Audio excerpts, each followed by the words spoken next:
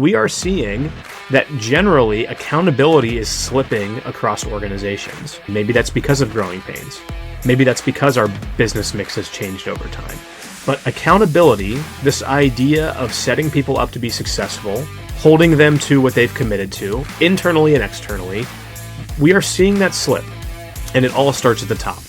Hi everybody, Vince Torchia here for another exciting episode of The Grow Show powered by Steel. Happy October. Hard to believe we're halfway through October in 2025. This week in this mini episode of The Grow Show, I wanted to share with you some things I've seen happening in our peer groups this year in 2025. I'm happily a facilitator of 5 peer groups, so I get to interact with about 60 companies in a deep way throughout the year. Wanted to give you an update of what I'm seeing across those 60 companies about our ACEs broadly, and what you can do if you feel like you're in the same boat as some of these ACE members. So I want to talk about growing pains. I want to talk about your mix of sales. I want to talk about accountability, right? So that's what I want to get into today. So number one, what am I seeing across the groups that I'm individually working with? Number one is growing pains. Companies are growing, right? Many companies have been growing. Post-COVID boom, a lot of demand for our services. People are getting better at operating their companies. There's more access to information. There's more tools to get things done in a new and better way. The result of that naturally is growth. So what happens when we grow? We break our systems and processes, and sometimes we break our people, right? It's a normal thing that happens as a part of growth. And when I say normal, I mean you can plan for it. The bad part is when we're not planning for that growth, or that growth comes quickly, or we're just taking in all those sales, but we're not processing anything back right at the office. Now we're going to break some things. So number one, systems and processes. Like anything else, the systems and processes that got you to this point in your business are probably not going to be the systems or processes that get you to the next level of your business. So what do companies do? Number one, they're still looking at leveraging technology, right? Look at all the things that we're doing on a weekly basis, and where does technology play a role that maybe we've never used it before in the past. Maybe it's meeting note recordings. Maybe it's automations in terms of your systems through Zapier or other tools. Maybe it's using ChatGPT to help create systems or processes faster. But systems or processes can be better leveraged by technology. What am I telling companies to do? Every function of your business, sales, ops, administrative, finance, there's really 3 to 5 core systems or processes that every company needs to operate. You should be looking at those every 90 days. So every 90 days, once a quarter, how are our core systems or processes working? How are they working together? What can we do to leverage technology to make these systems or processes better? So that's number one in growing pains, right? Know that the systems or processes that you have in place at your business now are not going to be the same as the company grows. Find what your 3 to 5 core are in each segment of your business. How can we review those every 90 days to see how we're doing with them? Number two with growing pains is people. When we grow, we have more opportunities for teams to grow and succeed. That's the mission statement of Grunder Landscaping Company now, creating opportunities for our teams to grow and succeed. So when you grow, you do that. But when you grow quickly, we as an organization at Grunder Landscaping Company, we as an industry, don't always have the underpinnings or training plans in place to make somebody maybe as successful as they should be on day one. So we're taking people who are great at a technical skill, hardscaping, mowing, lawn care applications, putting them into more management and leadership roles. We're not giving them the soft skills training, the ability to grow and lead people instead of manage work on a daily basis. We're not always giving them the opportunity to do that, right? So no surprise that as the company grows, people can break as a part of that process because we maybe haven't given them the resources to train. So what are we doing at Grunder Landscaping Company to do that? We're refocused on our training program with Greenius. We're focused on individual attention and one-on-one meetings and team meetings where we can grow together. We're getting back to old-fashioned, right, like hip-to-hip training, in-field training, more conversations about how work gets done. But we're also taking a focus on that, again, umbrella term I already used, soft skills. How do you have a tough conversation? How do you compliment somebody? How do you ensure that your teams are doing what you want and need them to do, not just because you're telling them that, but because you've set a path for them to go be successful, right? And we have the underpinnings in place to do that. So all companies that grow are going to experience growing pains, right? Especially in those 2 areas, systems and processes and people. Look at your systems and processes on a 90-day basis for those that are critically important to your team, and then look at your people and ask yourself honestly, have I trained them to be successful in their new roles? I'm guessing if you're really honest with yourself, the answer is probably no. There's probably more training that you could do. So number one, make them aware of that. Hey, we've put you in a spot where maybe we haven't allowed you to be as successful as you should be. We want to implement more training and education for you. And oh, by the way, you're doing this on a daily basis. What support do you need from us to be successful? At a minimum, people will feel heard. They will feel appreciated. And again, we'll give them an opportunity to be successful as the company continues to grow, right? So growing pains are happening, normal thing. Hopefully those couple of tips and tricks will help you if you're going through growing pains as well. Number two, your mix of sales. Are you in control of your mix of sales right now, or are you letting the market control what your mix of sales are right now? And what I mean by that is, what is our focus? Are we focused on construction? And in construction, are we focused on residential construction? Are we focused on commercial construction? Are we focused on bid build construction? How about maintenance? Are we focused on commercial maintenance? Are we focused on HOA maintenance? Are we focused on Class A property maintenance, hospital maintenance, schools, municipalities, large office parks? What is our focus in maintenance? Or are we focused on residential maintenance, right? Large homes, small homes, commercial maintenance work for maybe home builders, things like that. But are we in control of that mix, or are we letting the market control the mix for us? So again, that's about playing offense, not about playing defense. So we need to be, again, open to what the market is telling us.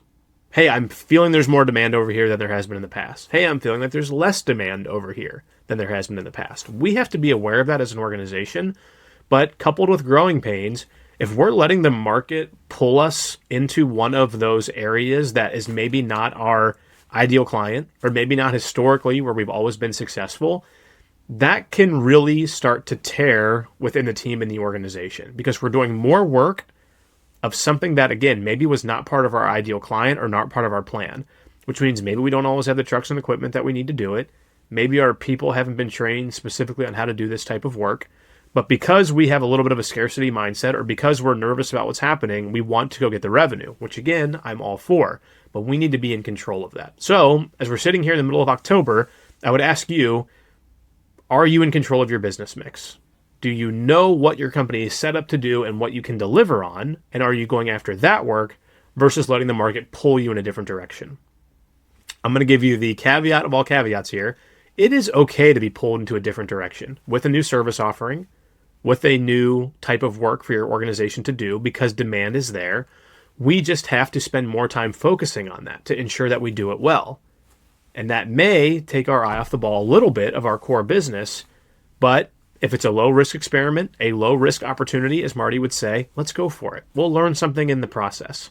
But I at least want us to have that pause, tap on the brake for a minute and go, hey, we've been asked to do all this commercial work. We've never really done that much commercial work before. How can we be set up to do this well, right? So I want to say yes to it. I think it's good for us. Maybe this is a new opportunity for us. But hey, let's have a team meet. Let's have a team huddle and talk about what we need to do to be successful in this commercial world that we're not as used to. It's more transactional. It is less relationship driven because it's more of a business budgeting, formatting experience for our end client versus a homeowner who this is their biggest investment. They want eyes on the property. They value things differently than maybe a commercial site does. So neither of those are right or wrong. We just have to be aware that it's different. And it's different, not good or bad, just different. And how are we going to approach it differently? It also changes how our gross margin dollars cover our overhead, right? Not every sale is created equal in terms of gross margin dollar. Those of you that are listening to this in the Northeast or maybe the Midwest, snow is coming, right? It'll be here before we know it. Those gross margin dollars are very different than maintenance dollars, right? We know that based on the work that we do, the intensity of it, and what we can charge for it.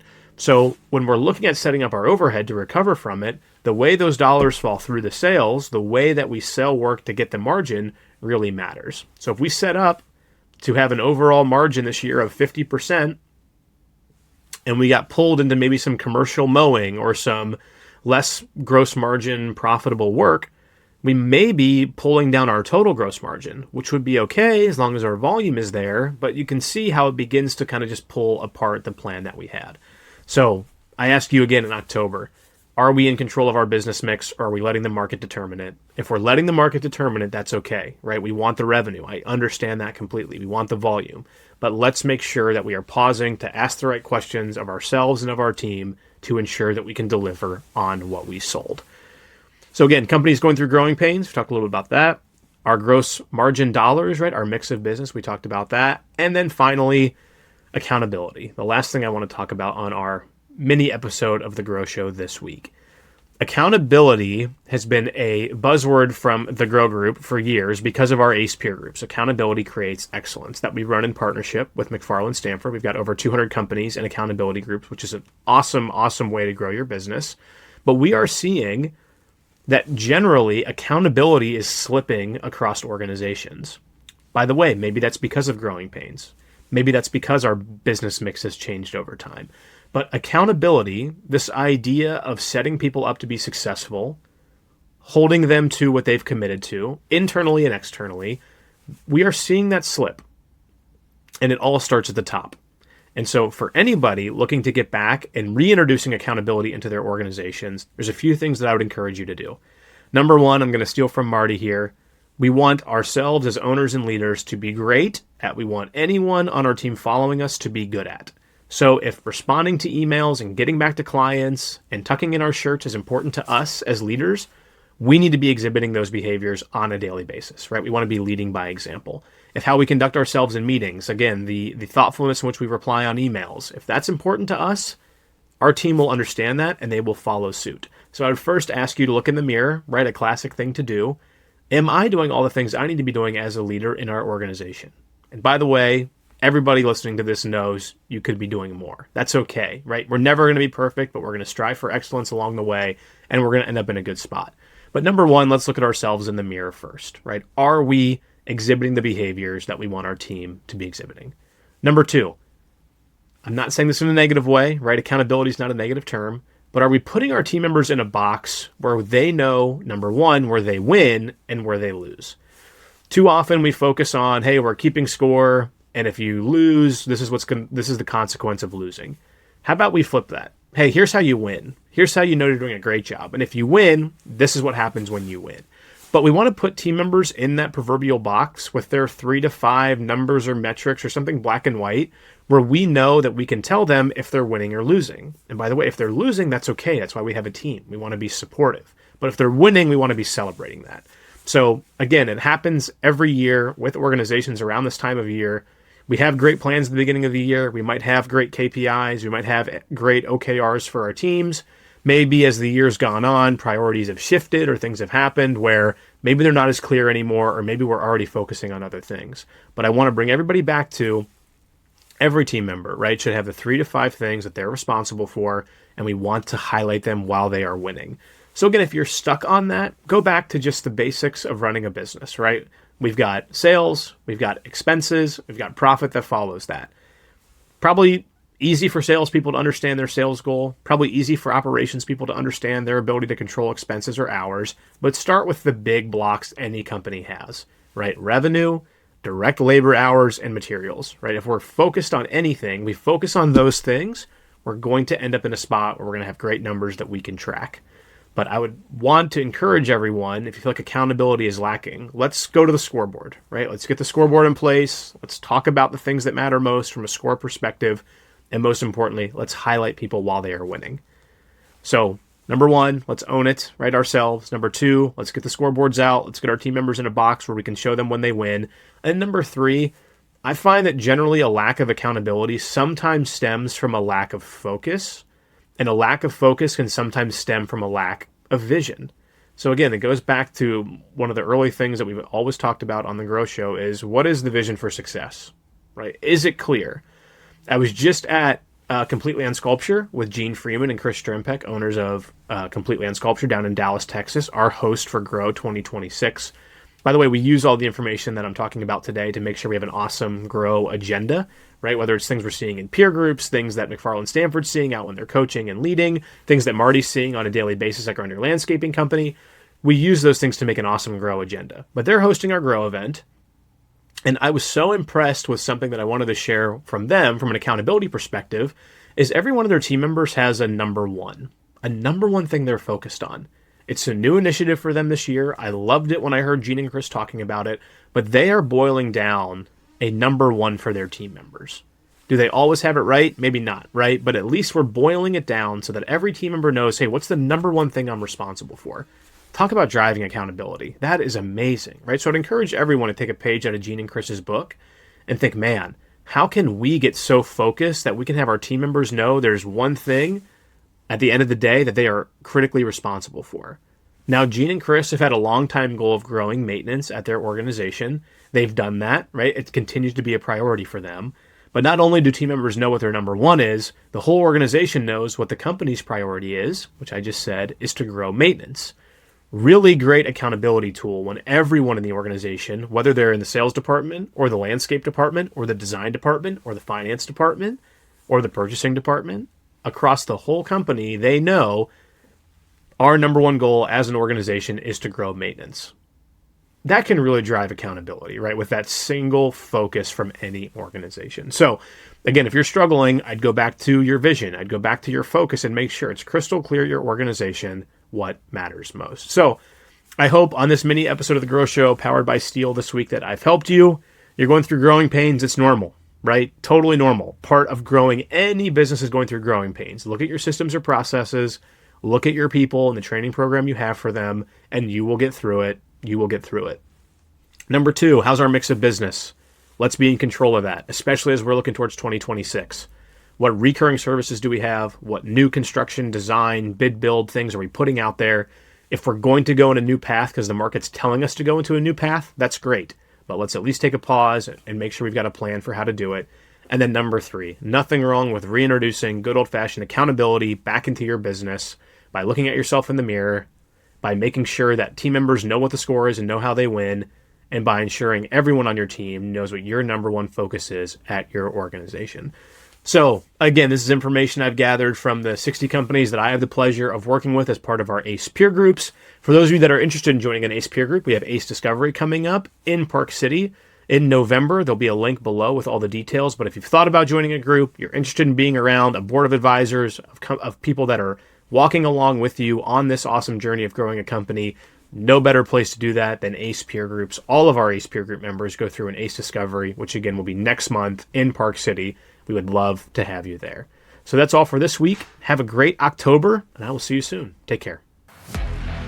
Join Marty Grunder and the Grow Group team for the annual event for landscape pros. Grow 2026 will be held on February 10th through 12th, 2026 in Dallas, Texas, and feature a behind-the-scenes tour of complete land sculpture alongside breakout sessions diving deeper into the topics we cover each week on The Grow Show.